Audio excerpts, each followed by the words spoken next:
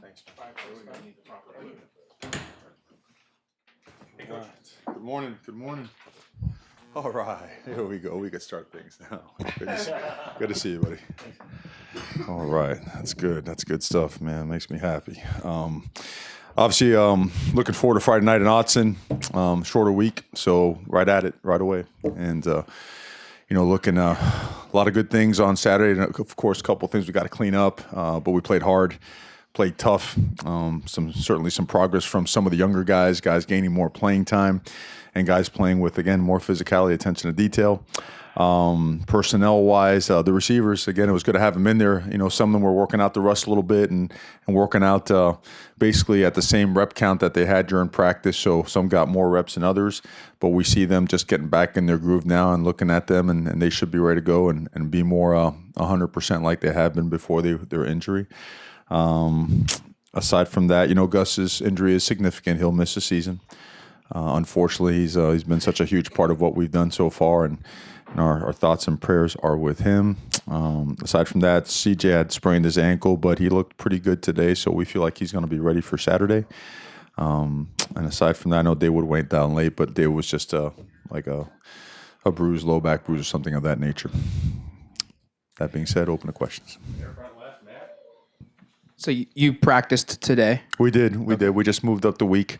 And today is a typical Tuesday practice, tomorrow typical Wednesday, and so on and so on. And our players, understand it. We explain it to them. Saturday this week will be their day off. By NCAA legislation, you have to have one day off a week. We flip it a little bit so they get it on the back end. But we were right to first and second down football, some third down stuff as well, some red zone. And they did a really good job, coming off a very physical game against a physical team. So proud of the way they worked today, and fully understanding and fully demanding of themselves, of each other, that we have to have great practices to play our best against an excellent football team coming into Autzen Stadium. I guess to clarify then, did CJ, you say practice today? CJ did. Okay. CJ practiced today, and he looked pretty good. Looked a lot better than what I expected. Didn't know exactly what to think coming into today, so feel good about him on Saturday. Coach, you went into the Cal game, and we're looking to look for a better mesh between the offensive line and the running backs, get your running game moving. After the game, how do you assess the progress you made? Yeah, tremendous progress. I think a couple things play into it. We let them play. We let them play and ran, a combination of things that allowed them to work not only on double teams, but good angles on man blocks. At the same time, running 74 plays, a little bit different than 50, 53 the week before. That certainly plays into it. And you see as the game goes on, you start to get more and more chunk plays in the running game, and felt that at times not only the offensive line, but also our defensive line did a great job against Cal in the run game. So I think the work against each other, going good on good, really paid off, and we saw a lot of progress, and we expect to build on that. On the right, Ryan? Mario Montez is one of those players who seems like he's been in the Pac-12 forever, won here in 2016. What are the challenges of facing him now that he's an experienced player? And also, do you prepare for Laviska Shenault just in case he goes as well? You have to prepare for all of them. They have shown that they're explosive regardless of who they put in there. They have explosive players, athletic guys that could stretch the field. And what I think does not get enough credit, not to harp more on offensive line play, but I think their offensive line is excellent. They're very well coached. They're tough. They're physical. They do a great job staying on those down linemen and working really good double teams. And when they're asked to man block, they do a good job as well. Their backs are big, physical guys, and they've run the ball really well, and it's opened up a lot of stuff downfield for them. So you're looking at a quarterback that's got a ton of experience, has had great success here before as well. And he's complemented by some really, really good players and a really good scheme. So we know that we have to be at our best to play the type of game that we want to play on Friday night. In the middle, Jerry? Yeah, Coach, a general question about the passing game. No passer is going to be 1,000% hit every target that's open. So after you review the tape, what's a general amount of percentage that a quarterback will hit his open targets? The only one I can think of is Jawan Johnson over the middle was wide open, and I assume that he probably should have thrown it to him. But what's a good percentage, and how did Justin do overall and hitting the guys that were open? Sure. Well, we like to relate it both to practice and to game day, if your passing game is hitting on all cylinders in practice, you want to be above 85%, knowing that come game time, that's going to be knocked down 10, 12, even 15%. And if you could get over that, you feel pretty good about it. Now, the passing game has changed a lot over the last, 10, 12 years. The advent of the RPO, right? All these passes behind the line of scrimmage certainly are different than back in the day when guys would have a 66% completion percentage by throwing the ball down the field. So you certainly want to be above 70. And we feel that, no, Justin's playing at a high level. I think if you ask Justin, he's always going to be really critical of himself. He'll want plays back, but we really feel he's playing at a high level. Right here, James. Mara had a couple, but you have a really weird third down pass defense splits on some of the third and shorts and even third and medium, 7 and 9, you lead the country, but at third and 10 plus, there's no bigger disconnect of a top 20 pass defense than you guys. Are they out of phase? Is it that you're not playing press man as much because it's, you're off in cushion? So is it just something that technique wise has to be corrected, or is it because it's third and long, so there's not as much mental pressure? What's the No, I think disconnect? the couple of times that we've got where we gave up a conversion, one was a miscommunication on actual coverage, and the other one was a miscommunication on technique. Pressing, we were supposed to be bailing, and the vice versa. So, and that being said, it's tied into the types of pressures that you bring. It ties into matchups as well. Guys have made some pretty good plays against us also. So I think you'll see that number get better and better as the season goes on. You'd like to think that that's always going to be your best number, right? So, no, I think we'll be trending in the right direction. Javon Holland has been, solid all season, very consistent. Had another good game Saturday. I think he had the interception, and I think he tipped the one to Troy. Just talk about the luxury of having a player like that, not just defensively, but special teams also. Well, I'd say I would even say he's more than solid. I think he's an exceptional player, an exceptional leader. He's extremely intelligent and hardworking, and he commands the respect of the locker room, his teammates.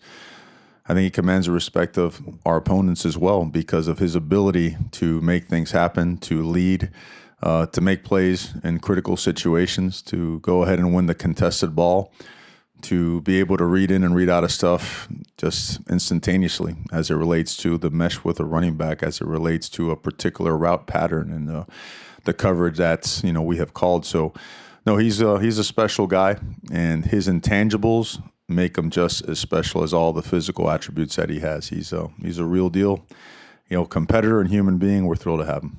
Right here on the left, Matt. With your offense and the lack of explosion plays, you're, I think, 11th in the conference for plays of 20 or more, but you're on pace for the most 10 yards or more plays since 2015. How close do you feel like you guys are from ripping off those explosion plays, and I guess what's preventing you from finishing it? Yeah, I feel like we're either getting tackled, sometimes tripped up in that 11 to 15 yard range, and but now to me, it doesn't frustrate me. I think we all know that when you have an explosive play, your percentages on scoring touchdowns on those particular drives go up exponentially. So it is a huge goal of ours. We've got to continue to improve every part about it, from I would say the distribution of the route pattern to the downfield blocking that goes with it.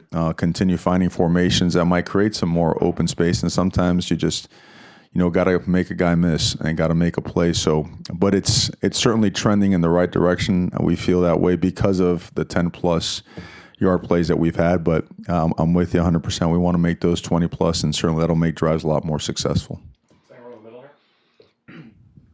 Last time you played Colorado a couple years ago, it was a tough loss for the program. Does that get mentioned at all in the locker room as you prepare for Friday? Well, absolutely. I think you have to have awareness of what happened the last time, Colorado visited, Autzen Stadium. They played a heck of a game. And look, I watched these guys on tape thoroughly. I know Mel Tucker really well. We go back, we're colleagues. It's a tough football team that's really 10 points away from being undefeated and having, a ranking in the top 25 somewhere. So we're fully aware of what they bring to the table, and the fact that they have gone into packed stadiums before and have found ways to win. So tremendous amount of respect for them, and that's why we have to continue to be at our very best come Friday. Coach, it seems like turnovers and preventing turnovers has been a point of emphasis in your practices since you've been here. And yet sometimes in some games it's an issue like it was this last game. Yep. Do you try to reemphasize it even more than you already do? And how can you possibly do that? Or how do you respond to games where it's an issue like that? Yeah, I tell you what, it was a tough one to swallow because for so many games we hadn't turned the ball over at all. And we were great in terms of penalties.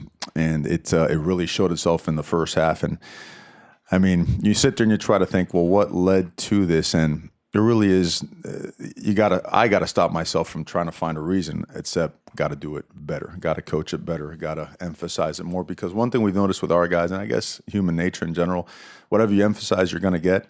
And I like what you said. We've got to emphasize it and detail not only the correction, but the drilling of the actual ball security part, right? Of the eye discipline part, the discipline with hands, as well as angles, right? Example like Dallas's penalty, man, that's a hard one to correct because for how many years have you taught linemen on screen passes, go like a scalded dog, right? And get out there and put your body in place to have a good block and a good collision. And now, I mean, unbeknownst to Dallas, his head came down a little bit, and all of a sudden there's a head-to-head and there's a penalty. So all those things I think are part of correction and getting better. And it's been, from the moment we were in the locker room after the game, it was already a huge point of emphasis. And it was talked amongst the players as much as anything else. So we know and we feel like they know that it's a huge part of our DNA and we got to get better. Ryan, on the right. For the most part, since they joined the Pac-12, Colorado's struggled, but like you said, Mel from your background in the SEC. What does he bring to that program that you think could get it started again? Well, it's when you watch his team play, you see his personality. He's an extremely smart guy that has always had his units play with a lot of toughness and physicality. There's certainly multiple on defense. They disguise their coverages really well. Offensively, they've been good, but they continue to get better and better because they make a ton of explosive plays, and there's absolutely no flinching by that team. That team has won some really close games in some tough places, and their losses have been real close and real tough ones, similar to ours early in the season. So now you see his his image, his DNA, and the way his team is playing. On the kicking game, Camden makes one of two. Obviously, the first one was a longer distance, but is there at any point a level of concern? I understand this is a freshman, but nevertheless, there's no correcting a technique here. Either you make a kick or you don't. I mean, it's an either-or kind of proposition. And clearly he's going to be around a while. But at the same time, if you're facing a tough decision, if it's 4th and short inside the 30, what do you do? Because your 4th and short numbers are about a 50-50 proposition, and right now your kicker is about a 50-50 proposition. What do you do in that scenario? You want me to call 4th and 2 right now? You want the play? Is that what you're asking for? Well, I think two things. Number one, Cam, the one that he missed, the way that one was kicking, I think that's one I'd like to have back. But that's a tough decision too. It's not 4th and 2; it's 4th and 8. That's a good long ways, and he's been kicking really good. And you saw the next one that he made; he split the uprights perfectly. Like he's capable of. And like for example, today in practice, he was excellent as well. And we put him in tough situations just about every day. Then we give his leg a couple days to rest. So. We do, and the team has a lot of confidence in Cam because of what he's doing. I mean, the guy's he's a working just stud. He gets after it all the time. In terms of our 4th down numbers, yeah, we'd like to improve that. There's no hesitation from us in terms of going for it on 4th down as it relates to when to kick and when to go for it. It'll depend what exactly is the situation, the game, the circumstances. In the middle, Jerry. Yeah, I think even before CJ went down, some people asking me, how about Darian Felix? I think when he did go down, we kind of expected, Cyrus to get in too, but is there anything about what's going on with Darian with his speed? And kind of people were asking me, why wasn't he playing? So I'm just asking you. No, it's a good question. It's a good question. He was nicked up a little bit, not too bad, and that has not held him from playing because he played some special teams as well. He is really looking good now, looked great today, so we can expect to see more of him. And then Cyrus has played well, has practiced well, has done a lot of good things for a while. He's a bigger back. He gives a little bit of a different look, right? Almost like you got your fastball guys and you got your guys that can get in there and pound it a little bit, and he did that for us. So we feel confident in all those guys. Front left, Matt. statistically speaking, Colorado's the best offense you will have faced to date. Just kind of what have you seen from this group, even though they've had injuries across the board, and just kind of what's your thoughts going into a game where this might be the best offense you faced all year? They just do it in so many different ways. I mean, they pound the ball. They get in the gun under center and the pistol. They'll get an inside zone type formations with a Y and a wing on the backside. Next thing you know, there's speed motion or fly motion. There's speed sweep going out the other way. They're really fast, and teams know they're really fast, but they still run by teams. And it's just not the guys that have been there for a long time. They've got some young players that do that as well. They mix up their tempos extremely well. They're very multiple as well in their run schemes. It's not just inside zone. I mean, they'll run some counter. They'll run some stretch. They're hard to defend, and their quarterback obviously is a guy with a ton of experience. He extends plays, makes plays with his feet, keeps his eyes downfield. It's one of those offenses with a lot of experience, a great scheme, multiple formations, and varied tempo. So you've got to be at your best. You've got to have a good plan that you can execute and communicate quickly and get your feet in place and your eyes on the right stuff and go execute. James, on the right. On the left, sorry. Looking for a personnel update, Mario. I don't think I saw J.J. Tucker on the sideline Saturday. What's his status? And, well, that's part one. What deal with his status? Sure. Yeah, JJ will not be part of our team. Okay. And with him and then Justin Johnson's medical retirement, that would leave on paper two open. You obviously dealt with Devin before with the one you had open from Adam. Sure. You have numerous walk-ons who have been on scholarship before. Have you made a determination as to what you'll do with these two open scholarships? Well, the first thing we have to do is wait on compliance's interpretation on how you can use them, because it's a little bit of a different dynamic when school starts or when camp starts. They still have to get a true interp on how you can actually use those scholarships, where they can be used as initials, where they can be used for returning players. So once we get that information, then we'll be able to make a decision and get that information to you. The middle, Jerry. Yeah, do you have a policy on when a player like Johnny has unsportsmanlike conduct? Do you kind of go by maybe the ref was too picky, or maybe it was valid, or I was kind of expecting maybe he wouldn't see any action until the second half or something. Is there any kind of policy on that, or? At times, then we're going to yank him right away, find out what's up, and get into him pretty good, and see exactly where it's at, and go with a feel from there. Feel like the player's got his head together, and you can trust him to go back in and do right. I think you do so. I think if a player cannot control himself, and now he's a repeat offender, that's a different deal. And now he's got to sit, and sometimes the bench is your best ally as a coach, right?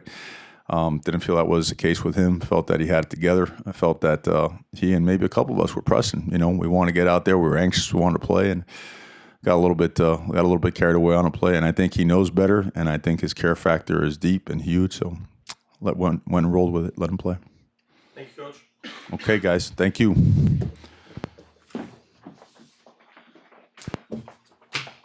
All right, man.